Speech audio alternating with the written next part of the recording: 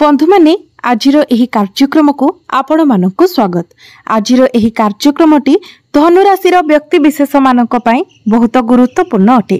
कारण धनुराशि व्यक्ति विशेष मानकर जीवन एही पवित्र दशहरा ठारू संपूर्ण भाव बदलिबाकु जाउछि। आपणक जीवन रे एक नूतन मोड़ आसीबाकु जाउछि।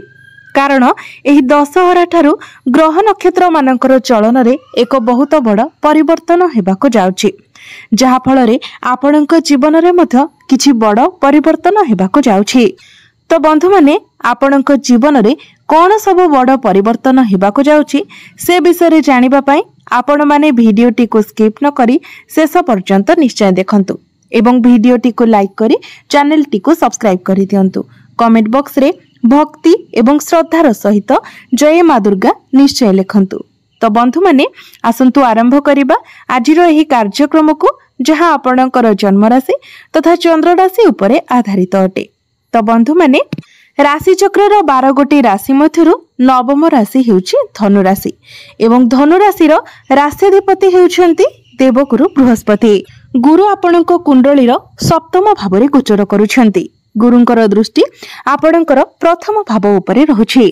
तो बंधु माने गुरु जेहेतु बहुत शुभ ग्रह अटंती एवं गुरु बहुत भल स्थिति रे अछंती, तो ही दुर्गा पूजा परठारु आपणकर स्वास्थ्य बहुत भल रहिबो। आपणकर स्वास्थ्य रे एक बहुत भल परिवर्तन देखिबाकू पाइबे। जदि पूर्वरु आपणक स्वास्थ्य रे कोनोसी प्रकारर समस्या लागि रहितिला तो से सब मध्य दूर होइजिबो। एहा व्यतीत 19 अक्टोबर को गुरु आपणकर अष्टम भाव को प्रवेश करिवे। आपणकर अष्टम भाव रे गुरु उच्चस्थ होइजिवे, जहा फल रे आपणको एक्स्ट्रा पॉजिटिव फल मध्य प्राप्ति हेबो। अष्टम भावटी होइथाय गभीर ज्ञानर भाव, रिसर्च रो भाव एवं स्वसुर घरर मध्य भाव। तो गुरु जेतेबेले आपणकर अष्टम भाव को प्रवेश करिवे तो आपणक मध्यरे गभीर ज्ञान बढ़िबो। प्रत्येक जिनिस विषय रे आपण रिसर्च करिबाको लागिबे।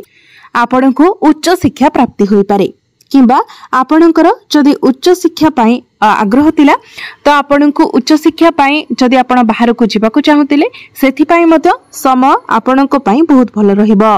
पूर्वरु जदि कोनोसी प्रॉपर्टी रिलेटेड डिस्प्यूट चलिथिला तो से सब मध्य समाधान होइजिबो। कारण गुरु जेतेबेले आपणकर अष्टम भाव को प्रवेश करिवे तो गुरुंकर दृष्टि आपणकर द्वितीय भाव उपरे रहिबो, कुटुंब भाव उपरे रहिबो। आपणकर परिवार को नहीं जदि आपण चिंताग्रस्त थिले, आपणकर परिवार रे कोनोसी प्रकारर समस्या लागि रहितिला तो से सब मध्य समाधान होइजिबो। एबे आसंतु जानिबा विद्यार्थी मानक पई किपरि रहिबो एही दुर्गा पूजा परर समय। तो बंधु माने कुंडलीर पंचम भावटी होइथाय शिक्षार भाव। आपणकर पंचम भावर अधिपति हेउछंती मंगल। मंगल आपणक कुंडलीर एकादश भावरे गोचर करूछंती, लाभ स्थान रे गोचर करूछंती एवं मंगलंकर सप्तम दृष्टि आपणकर पंचम भाव उपरे ही रहुछि। तो विद्यार्थी मानक पई समय बहुत भल रहुछि। आपणकर पाठ पढ़ा रे बहुत अधिक उन्नति करिवे, अग्रगति करिवे। जदि पाठ पढ़ा रिलेटेड आपण किछि स्टेप नेबा पई चाहुतिले तो सेथिरे मध्य आपण सक्सेस हेबे। एही दशहरा परे जदि आपणकर कोनोसी एग्जाम अछि, कॉम्पिटिटिव एग्जाम अछि, प्रतियोगितामूलक परीक्षा अछि, सरकारी परीक्षा अछि तो सेथिरे निश्चित भाबरे आपण उत्तीर्ण हेबे। जदि आपणकर कोनोसी पॉलिटिकल कैरियर अछि तो सेथि पई मध्य आपणको बहुत अधिक शुभ फल प्राप्ति हेबो। आउ गोटे कथा हेउछि 3 अक्टोबर को बुध मध्य आपणकर एकादश भाव को प्रवेश करिवे एवं बुधंकर दृष्टि आपणकर पंचम भाव उपरे रहिबो। बुध हेउछंती बुद्धिमतार कारक ग्रह। तो आपणकर मेंटालिटी बहुत स्ट्रांग हेबो। आपणक मध्यरे बुद्धिमता बढ़िबो। पाठ पढ़ा को नेकी पूर्वरु जदि आपणक मध्यरे किछि कंफ्यूजन थिला तो ताहा क्लियर होइछिबो। आपणकर माइंड शार्प हेबो। एबे आसंतु जानिबा आपणकर प्रेम जीवन किपरि रहिबो एही पवित्र दशहरा ठारू। तो बंधु माने कुंडलीर पंचम भावटी आपणकर शिक्षार भाव हेबा सहित पंचम भावटी मध्य होइथाय आपणक प्रेम जीवनर भाव। तो आपणक पंचम भावर अधिपति हेउछंती मंगल।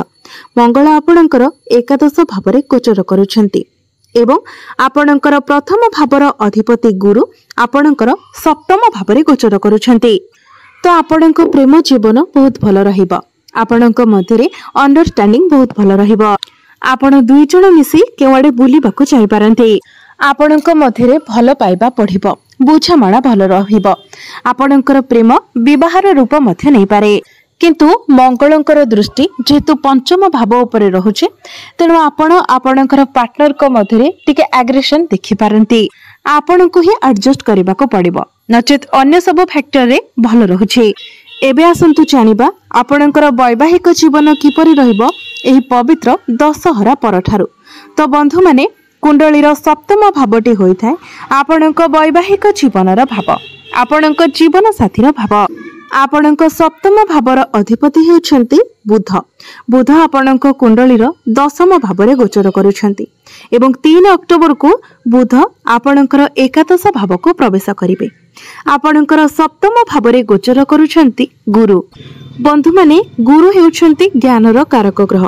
तो आपण आपणक जीवन साथी मध्य ज्ञान देखिबाकू पाइबे। से तांको जीवन रे नुआ किछि करिबार चेष्टा करि पारंती एवं बुध जेतेबेले आपणकर एकादश भावरे गोचर करिवे तो आपणकर जीवन साथी को तांकर कैरियर रे किछि अचीवमेंट मिलि पारे किंबा से किछि नूतन कार्य विषय चिंता करि पारंती, किछि नुआ प्लानिंग करि पारंती, से किछि नुआ जिनिस मध्य किणा किणी करि पारंती। जदि तांकर किछि स्वप्न थिला तो सेही स्वप्न मध्य तांकर पूर्ण हेबो। वैवाहिक जीवन कथा जदि कहिबा तो वैवाहिक जीवन मध्य आपणकर बहुत भल रहिबो। आपणक मध्यरे भल पाइबा बढ़िबो, बुझामणा भल रहिबो। पूर्वरु जदि आपणकर वैवाहिक जीवन रे कोनोसी प्रकारर समस्या लागि रहितिला तो से सब मध्य दूर होई जिवो। एबे आसंतु जानिबा सबुठारु गुरुत्वपूर्ण विषय वस्तु आपणकर भाग्य, कैरियर एवं व्यापार वाणिज्यर स्थिति किपरि रहिबो एही पवित्र दशहरा ठारू। तो बंधु माने कुंडलीर नवम भावटी होइथाय आपणकर भाग्यर भाव। आपणकर नवम भावर अधिपति हेउछन्ति सूर्य।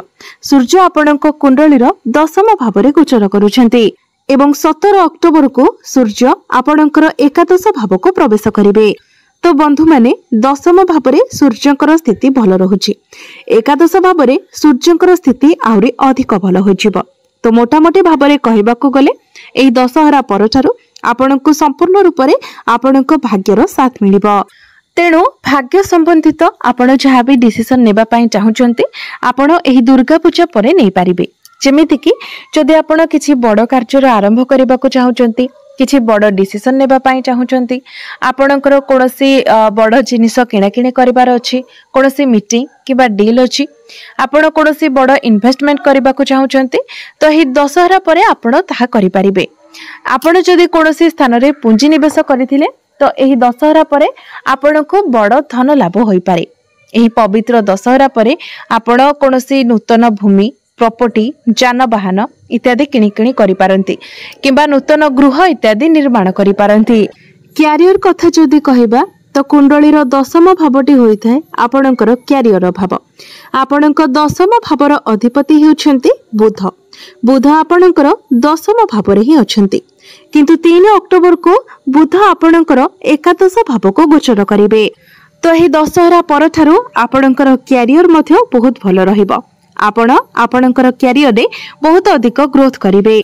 आपणकर कॉन्फिडेंस लेवल भल रहिबो। आपणकर कम्युनिकेशन स्किल मध्य बहुत भल रहिबो। नुआ किछि करिवार चिंताधारा आपणकर मन को आसीबो। कार्य क्षेत्र रे आपण प्रशंसित हेबे।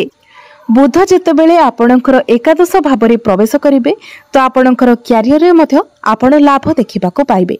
अर्थात आपण जदि चाकरी करूछन्ती तो आपणकर प्रमोशन होई पारे, आपणकर दरमारे वृद्धि होई पारे एवं जे माने चाकरी रो अपेक्षा रे रहिछन्ती, चाकरी पई प्रिपेयर हेउछन्ती, सेमानंकु चाकरी मिलिबार मध्य बहुत अधिक संभावना रहुछि।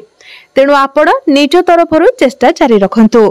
बुध एवं सूर्य जेतेबेले एकत्र आपणकर एकादश भावरे गोचर करिवे तो आपणकर एकादश भावरे बुधादित्य राजयोगर निर्माण हेबो, जहाँकि आपणकर कैरियर पई बहुत भल रहिबो। बिजनेस कथा जदि कहिबा तो बिजनेस मध्य एही दशहरा परठारु आपणकर बहुत भल रहिबो। आपण आपणकर बिजनेस रे प्रॉफिट देखिबाको पाइबे, कारण बुधंकर स्थिति बहुत भल रहुछि। आपणकर फाइनेंशियल ग्रोथ हेबो, आपणकर डेली इनकम बढ़िबो, आपणकर व्यय अपेक्षा आय अधिक रहिबो। आपण जदि चाहूचंते तो आपण आपणकर बिजनेस को आगो को मध्य बढ़ाई पारिबे। तो बिजनेस पई एही दशहरा परठारु समय आपणक पई बहुत भल रहिबो। तेबे मोटामोटी भाबरे देखिबाकू गले एही दशहरा परठारु प्रत्येक क्षेत्र रे आपणकू सफलता मिलिबाकू जाउची। आपणकर स्वास्थ्य दृष्टि रे हेउ, शिक्षा क्षेत्र रो हेउ, आपणकर वैवाहिक जीवन हेउ, प्रेम जीवन हेउ, आपणकर बिजनेस हेउ, भाग्य हेउ, क्यारियर हेउ, प्रत्येक क्षेत्र रे आपणकू सफलता मिलिबाकू जाउची। तेबे अधिक शुभ फल प्राप्ति करिबा पई आपण प्रत्येक दिन आपणक राशि अधिपति देवगुरु बृहस्पतिंकर बीज मंत्र 108 थर जप करंतु। प्रत्येक दिन आपण विष्णु सहस्र नामर पाठ करंतु एवं प्रत्येक दिन आपण उदित सूर्य को तंबा पात्र रे जलार्घ्य अर्पण करंतु एवं जदि पारिबे प्रत्येक दिन आपण 7 थर हनुमान चालीसार पाठ करंतु। निश्चित भाबरे आपणको अधिक मात्रा रे शुभ फल प्राप्ति हेबो। तो बंधु माने आपणकर जीवन मंगलमय हो, यह ही ईश्वरंक निकटरे मोर प्रार्थना।